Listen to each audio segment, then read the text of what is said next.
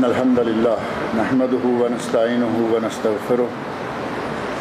ونعوذ بالله من شرور أنفسنا ومن سيئات أعمالنا من يهده الله فلا مضل له ومن يضلل فلا هادي له وأشهد أن لا إله إلا الله وحده لا شريك له وأشهد أن محمدا عبده ورسوله أما بعد فإن خير الحديث كتاب الله وخير الهدي هدي محمد صلى الله عليه وسلم وشر الأمور محدثاتها وكل محدثة بدعة وكل بدعة ضلالة وكل ضلالة في النار رب اشرح لي صدري ويسر لي أمري واحلل عقدة من لساني يفقهوا قولي رب أعوذ بك من همزات الشياطين وأعوذ بك رب أن يحضرون أعوذ بالله السميع العليم من الشيطان الرجيم الذين يلمزون المتطوعين من المؤمنين في الصدقات والذين لا يجدون إلا جهدهم فيسخرون منهم سخر الله منهم ولهم عذاب أليم.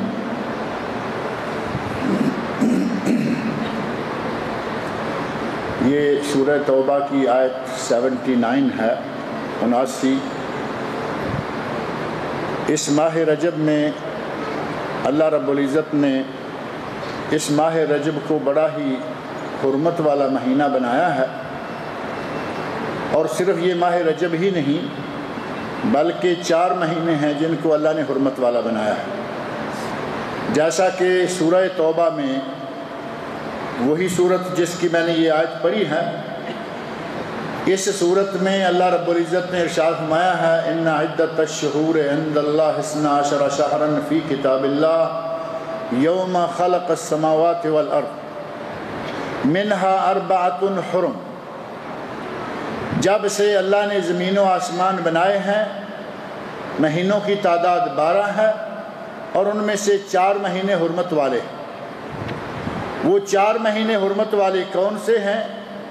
نبی صلی اللہ علیہ وسلم نے ان کی تعیین فرما دی ہے، قرآن کریم میں ان کی تعیین نہیں. اللہ نے مطلق کہا کہ مہینے 12 اور ان میں سے 4 حرمت والے. نبی صلی اللہ علیہ وسلم نے بتایا کہ ان میں سے ذوالقعدہ، ذوالحجہ اور محرم 3 متوالیات 3 مہینے مسلسل. اور چوتھے کے بارے میں فرمایا وَرَجَبُ مُضَر الَّذِي بَيْنَ جَمَادَ وَشَعْبَانَ، اور چوتھا مہینہ حرمت والا ہے رجب جو کہ شعبان اور جمادی الثانی، شعبان اور جمادی الثانی کے درمیان والا رجب، اور وہ یہی مہینہ ہے جو کہ آج چل رہا ہے. اس حرمت والے مہینے میں جنگ و جدال، لڑائی جھگڑا، ہر قسم کے معاملات جو ہیں وہ منع ہیں. لیکن قرآن کریم میں اللہ رب العزت نے مسلمانوں کو کہا کہ اگر کافر بھی اس مہینے کی حرمت کرتے ہوئے لڑائی سے گریز کریں تو تم بھی کرو، اور اگر وہ نہ کریں تو ظاہر ہے کہ تم بھی ان کا منہ توڑ کر جواب دو. اسی کا نتیجہ ہوا کہ ماہ رجب میں ہی غزوہ یرموک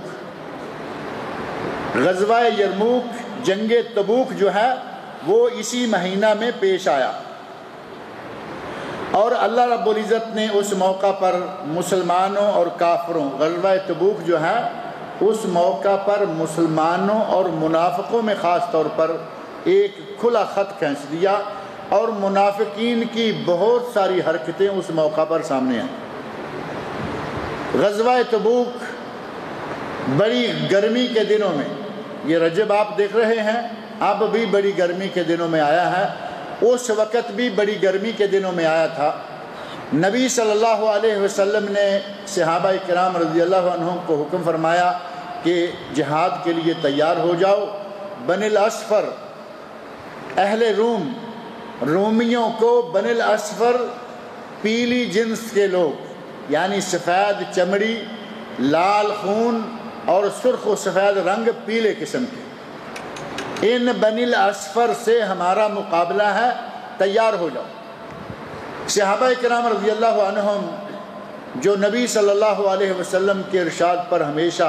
اپنی جان قربان کرنے کے لیے تیار رہتے تھے، سب تیار ہو گئے. جو صحابی ہیں، مومن ہیں، جن کے دلوں میں ایمان موجود ہے انہوں نے ذرہ برابر پس و پیش نہیں کی، لیکن منافقین کسی نے کوئی بہانہ، کسی نے کوئی چارہ، کسی نے کوئی ہیلا، کسی نے کچھ کیا اور کسی نے کچھ کیا، بالآخر کئی لوگوں نے اجازت لے لی، کہا کہ ہمارا فلاں کام، ہماری فلاں ضرورت، ہماری فلاں حاجت، جو بھی نبی صلی اللہ علیہ وسلم کے پاس آتا کہ ہمیں اجازت دے دیں کہ ہم پیچھے رہ جائیں، نبی صلی اللہ علیہ وسلم ان کو اجازت دیتے رہے۔ اسی صورت میں اللہ رب العزت نے ایک جگہ نبی صلی اللہ علیہ وسلم کو بڑی سختی کے ساتھ فرمایا ہے کہ اے میرے نبی، ہم نے آپ کو معاف کیا، ہم نے آپ کو معاف کیا، ورنہ آپ کو یہ نہیں کرنا چاہیے تھا کہ جو بھی آئے اور کہے کہ میری فلاں ضرورت ہے، مجھے فلاں کام ہے، مجھے فلاں حاجت ہے، اور آپ اس کو اجازت دیتے جائیں، لیکن آپ نے کر دیا، ہم نے آپ کو معاف کر دیا۔ گویا کہ نبی صلی اللہ علیہ وسلم پر اللہ رب العزت نے غصے کا، ناراضگی کا اظہار فرمایا، ساتھ ہی معاف بھی کر دیا۔ اور اسی موقع پر ماہ رجب میں غزوہ تبوک کے موقع پر ہی منافقین نے نبی صلی اللہ علیہ وسلم کو قتل کرنے کی سازش بھی کی۔ راستہ کتنا ہے؟ تقریباً 700 کلومیٹر، مدینہ منورہ سے آگے 700 کلومیٹر ہے، اور 700 کلومیٹر میں آج کے دور میں بہترین سڑکیں بچھی ہوئی ہیں، گاڑیاں، بسیں، ہوائی جہاز، ہر طرح کے سفر کی انتہائی آسانی ہے۔ نبی صلی اللہ علیہ وسلم کے عہد مبارک میں سفر جو تھا وہ آپ کو معلوم ہے۔ اس جیش کو، اس فوج کو جو غزوہ تبوک کے لیے تیار ہو کر جا رہی تھی،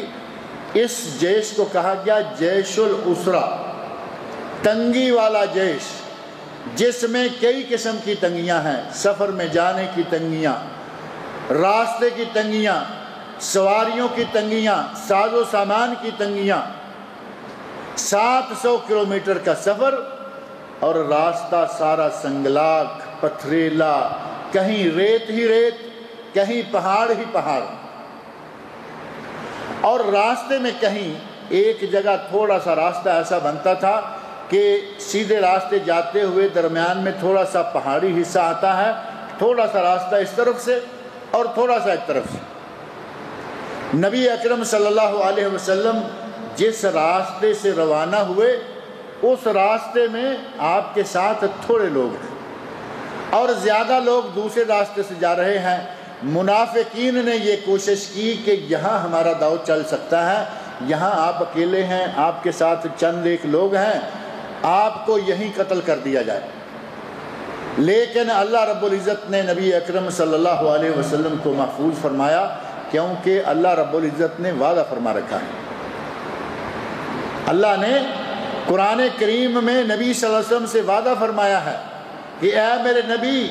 آپ کو ان ہاتھوں میں سے، انسانوں کے ہاتھوں میں سے کوئی ہاتھ آپ کو قتل نہیں کر سکے گا۔ تکلیفیں پہنچائیں، زخم آئے، دانت توڑے گئے، نبی صلی اللہ علیہ وسلم کی ربائی، پہلے والے سامنے والے 4 دانتوں کو نقصان پہنچایا گیا، نبی صلی اللہ علیہ وسلم کے کندھے پر بڑی زوردار چوٹ لگائی گئی، آپ کے سر اقدس کو خون بہایا گیا، سر سے خون بہایا، جسم سے خون بہایا، آپ کے دانت توڑے گئے، لیکن آپ کی جان کوئی لے لے، آپ کو قتل کر دے، واللہ یعصمک من الناس، اللہ نے قرآن میں یہ وعدہ فرما دیا کہ اے میرے نبی، لوگوں سے تجھے تیرا رب بچائے گا۔ واللہ یعصمک من الناس، قتل سے، جان لینے سے، شہادت کا موقع ان لوگوں کے ہاتھوں میدان جنگ میں آئے، ایسا نہیں ہو۔ اللہ رب العزت نے نبی اکرم صلی اللہ علیہ وسلم کی غزوہ تبوک کے راستے میں بھی حفاظت فرمائی۔ مکہ مکرمہ میں جب پورا عالم کفر آپ کو قتل کرنے کے لیے سازش تیار کر کے آپ کے دروازے کے سامنے کھڑا ہے، اللہ رب العزت نے اس وقت بھی نبی صلی اللہ علیہ وسلم کی حفاظت فرمائی۔ حضرت علی رضی اللہ عنہ کو اپنے بستر پر سلایا اور خود وہاں سے روانہ ہو گئے۔ حضرت علی رضی اللہ عنہ بعض لوگ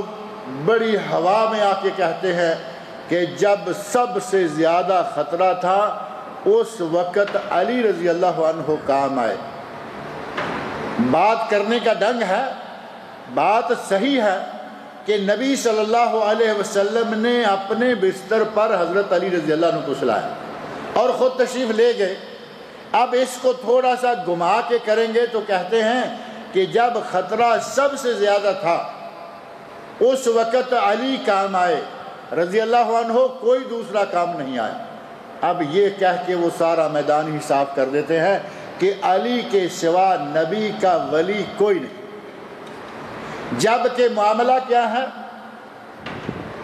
نبی اکرم صلی اللہ علیہ وسلم حضرت علی رضی اللہ عنہ کو اپنے بستر پر سونے کا جب کہہ رہے ہیں، اس وقت نبی صلی اللہ علیہ وسلم کہتے ہیں فَإِنَّهُ لَن يَخْلُصَ إِلَيْكَ شَيْءٌ تَكْرَهُهُ، علی میری چادر لے کر میرے بستر پر تم سو جاؤ، اس دنیا کی کوئی چیز تم تک نہیں پہنچ پائے گی جو تمہیں ناپسند ہے، تمہیں ناپسند ہے۔ کافر قتل کریں، کافر تلوار لے کر حملہ آور ہو جائیں، یہ بات تمہیں ناپسند ہے، کوئی کافر تجھ تک نہیں پہنچ پائے گا۔ اور حضرت علی رضی اللہ عنہ نبی صلی اللہ علیہ وسلم کے رشتہ دار ہیں،